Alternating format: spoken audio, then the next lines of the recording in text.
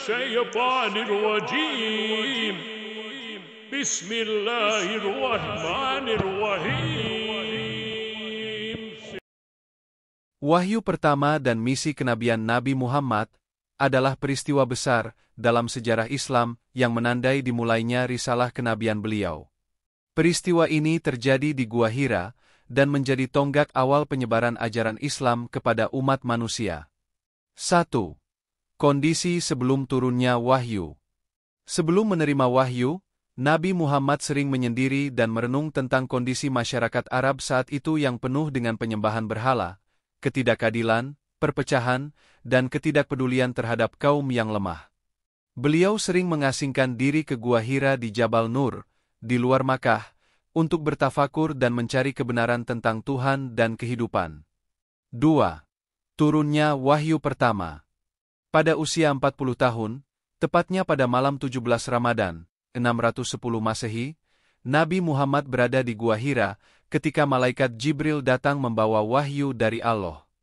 Wahyu pertama yang diturunkan adalah surah Al-Alaq ayat 1-5, yang terjemahannya sebagai berikut.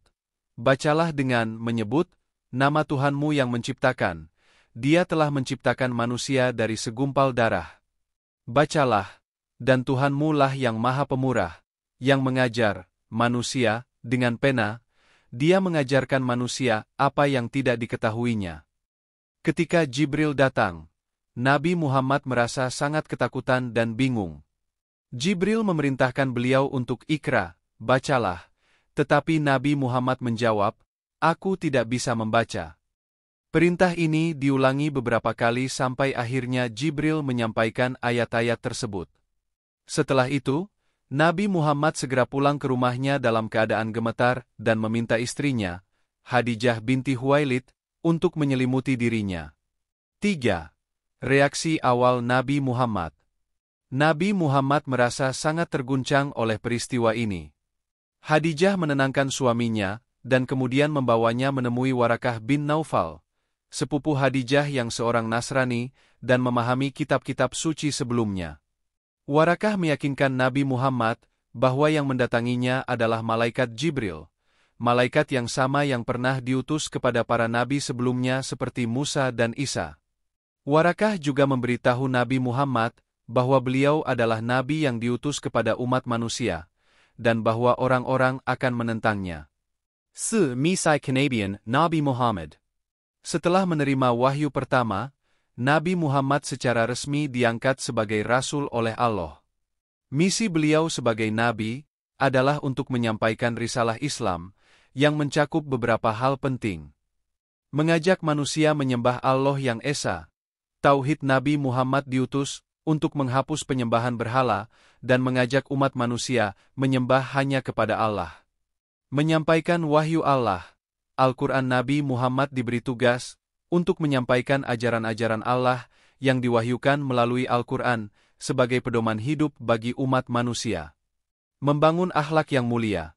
Nabi Muhammad mengajak manusia untuk hidup dengan moral dan etika yang tinggi, seperti jujur, adil, belas kasih, dan menjaga hubungan baik antar sesama manusia.